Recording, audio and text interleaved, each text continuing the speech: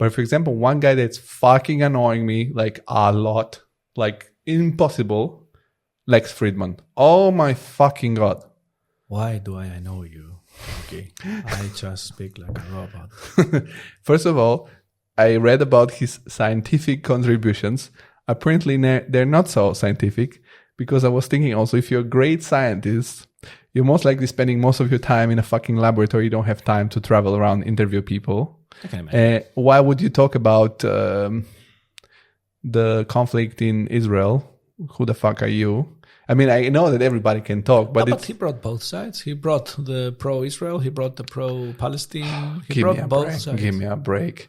This is bullshit. Like he takes this, yeah, I love the whole world, and blah, blah, blah. And we're all humans and we're all suffering and we should all love each other.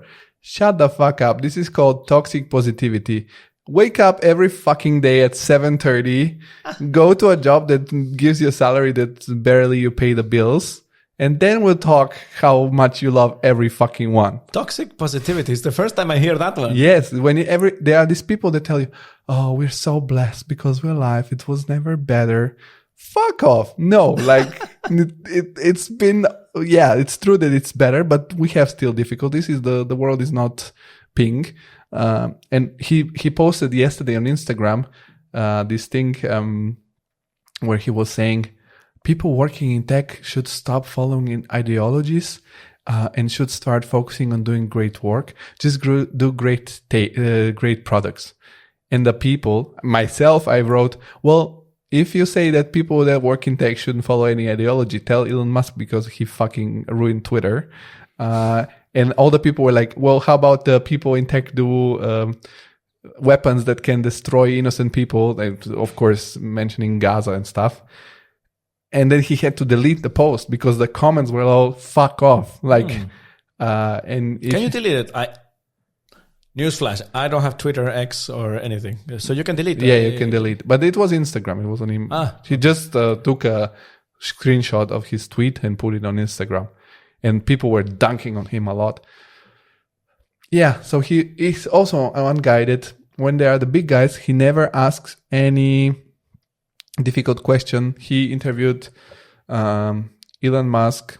He interviewed Kushner, the husband of Ivanka Trump, and he had a big to do in the Trump administration, especially negotiation in the Middle East, which is going very well, I hear. Yeah, very well. Peaceful. Yeah, very peaceful. And also Bezos. He interviewed Jeff Bezos. Yeah. He was on the Joe Rogan Experience because Joe Rogan boosts these people. And now everybody is like, oh my God, Lex is so smart. Okay, Lex is so smart. He works on AI. Tell me what the fuck he did in AI. I yesterday was Googling. Tell me what the fuck is his biggest contribution. There is this guy that wrote the book... he's a sort of a philosopher. It was Anti-Fragile, Taleb. This guy is sort of a philosopher. And he was invited by Lex Fridman to do the podcast. And this guy went on Twitter and said, this is, if you like mediocrity, this is what you get. This guy Lex Fridman, he's total bullshit. Jesus, really? He uses MIT emails to give himself titles. Because apparently, the MIT blah, blah, blah, Lex Fridman, he was just a guest of the MIT. And when you're a guest of the MIT, they give you an email. So if I go to the MIT as Mr. Nobody and apply to be a guest and they give me this guesting, I get my email. I can start sending email from my MIT email and be like, oh, I'm at the MIT. But actually, it's like, no, they gave me an email of the MIT. So this guy's a little bit of a scam artist. Maybe, but also, success creates success. So the connections you create, then you choose which guests you have. He likes bringing in this guy, Michael Malice. I like him a lot. He's kind of a chaotic, anarchic guy. But he made this amazing book about North Korea, Dear Reader, I think it is. And it's fun, He's kind of a shitster, I would say. These things are kind of cool. Like, he could be bringing, to be honest, Bezos. I know he's achieved a lot, but I can't be bothered. I don't care. No, I mean, I don't care about inviting I find Elon Bezos. much more interesting. Yes, I have nothing against talking to these people. But the thing I have a problem with is that pretending that these people, that the podcast now, talking on a podcast is the most important thing, is the freedom of, what the fuck are you talking about? If you stop doing a podcast, if Joe Rogan stops doing a podcast, yes, we're going to be sad for 2-3 days. Then we're going to listen to the next podcast because we don't give a shit. It's not like a blood testing machine, or it's not a cancer vaccine. It's not like the really hard things that the people are doing. So shut the fuck up. Like, your podcast is not the craziest thing.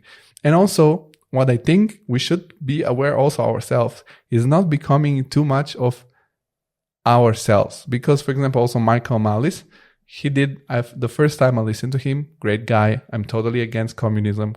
I come originally from a communist country. I couldn't hate any other ideology more. But then you get only this. The first one was, the first interviews with Michael Malice were balanced, nice to listen. Also with Jordan Peterson about all this, his really scientific work. And now he's crying in every fucking video. He does cry a lot. That's true. Because he understood that there's this fringe people that wants to follow him. And he needs to talk about the genders, the gays. He has to create this enemy. But in the same time, they say they want to hear all voices. I never saw Joe Rogan invite a gender guy to speak. I'm trying to remember. We could be wrong here, eh? I don't know 100%. I don't remember either. But he has had gender, like trans people on the podcast, like comedian Itzy something. I don't remember her name, but he didn't invite somebody that of these people that is popular to interview him, even if you want to debunk that person. He says I'm a Democrat, but he never invited a part of Bernie Sanders. No one else was invited on the Joe Rogan Experience. No one, like, if you see the ratio. I'm pretty sure he could have had Trump, but has chosen not to. Yeah, but I'm not sure that he will stay like this way. Because now a lot of other people have had Putin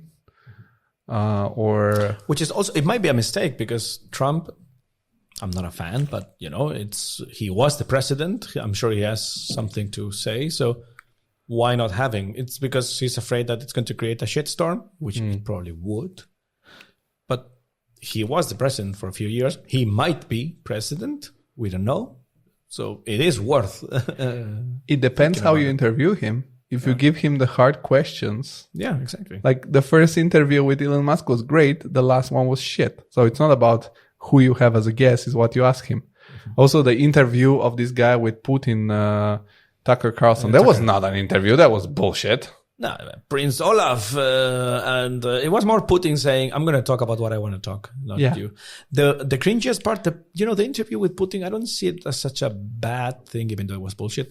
But it's good to see the bullshit of these dictators. Let's see where they go. But later he started doing these YouTube videos where he walks around a supermarket in Moscow or in Russia, and he's complaining like, oh my God, groceries here are way, way cheaper than in the US. It's like, yeah. Also, salaries are 1/5 probably. Exactly. It's like, and this, buddy. I mean, stop playing stupid.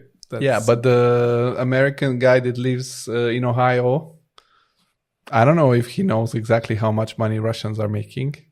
I don't know if he's questioning Tucker Carlson. Nothing against Ohio, of course. I was just to have something. Pick just a random state. The one that I know. I don't know, Oregon, whatever. What? Oregon is a little woke, I think. Yeah, so this is the stuff I hate about the podcast. Yeah. Okay. So, podcast. Old animals die, new animals come by.